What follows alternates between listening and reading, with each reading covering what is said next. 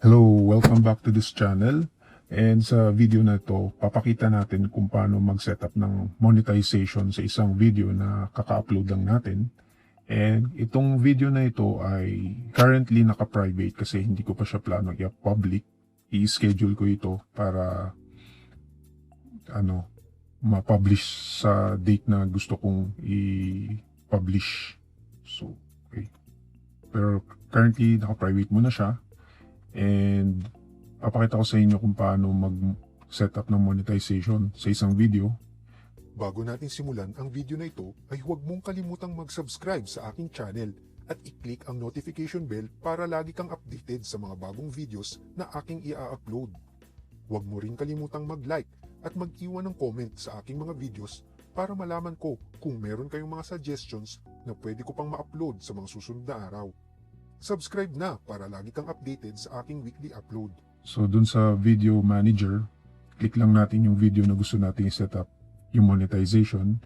And dun sa monetization tab ng video na yon, i-click lang natin tong monetize with ads para magkaroon siya ng green icon na ibig sabihin monetize na yung video na yon.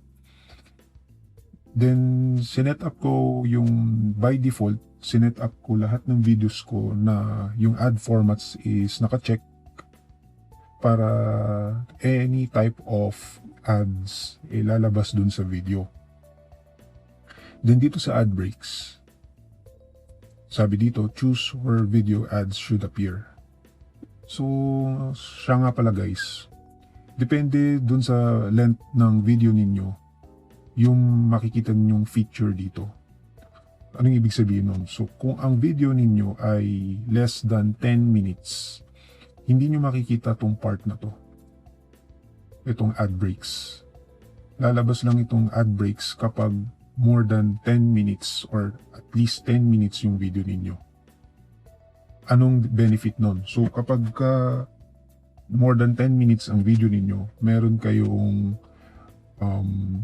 you are allowed to manually insert your ad in any time dun within those minutes ng video ninyo.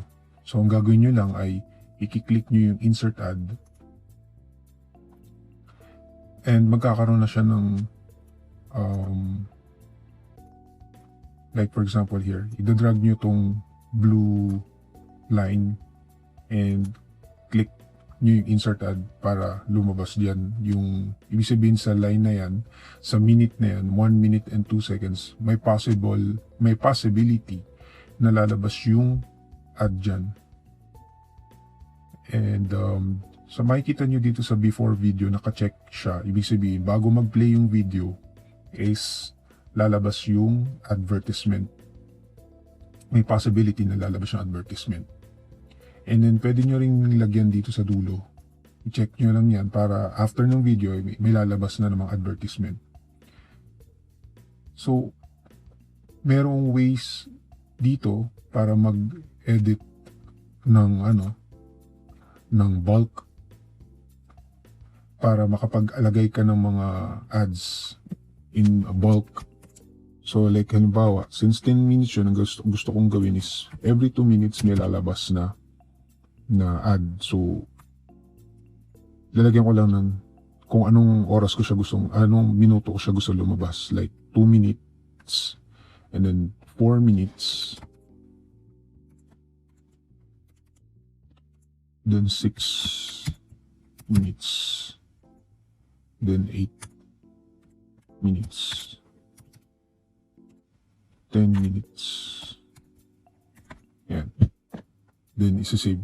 Edit ads. Yan. Para dito siya lalabas. Ganyan yung magiging itsura niya kapag nag-insert ka in bulk.